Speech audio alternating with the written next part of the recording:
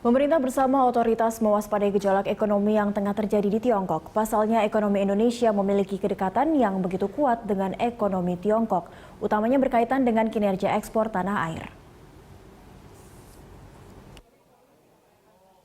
Gejolak ekonomi yang terjadi di Tiongkok diwaspadai oleh pemerintah bersama otoritas.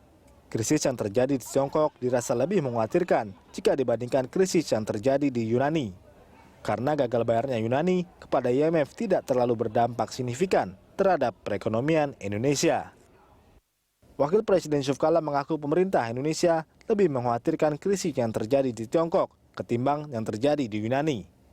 JK mengatakan pemerintah menyiapkan antisipasi krisis yang terjadi di Tiongkok, yakni dengan menjalankan ketahanan pangan nasional, sehingga kondisi eksternal tidak berdampak besar kepada Indonesia. Sudah siap, pasti.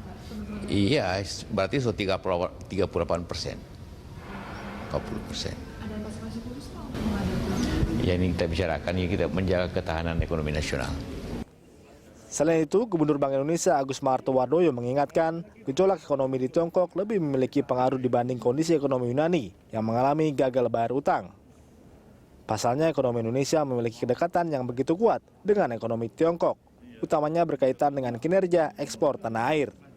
Kita tentu harus waspadai ini dan ekonomi di Cina itu sangat dekat dengan ekonomi Indonesia. Jadi kita mesti waspada kalau memang betul ada perlambatan di pertumbuhan ekonomi di Cina, itu bisa berdampak kepada pertumbuhan ekonomi di Indonesia yang lebih tertekan. Sebelumnya Bank Dunia memperkirakan pertumbuhan ekonomi Tiongkok yang merupakan ekonomi terbesar kedua di dunia akan terus mengalami perlambatan dan nantinya memiliki dampak terhadap negara-negara berkembang termasuk Indonesia.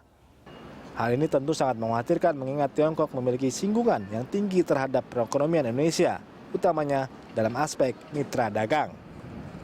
Tim Liputan, Berita 1, Jakarta.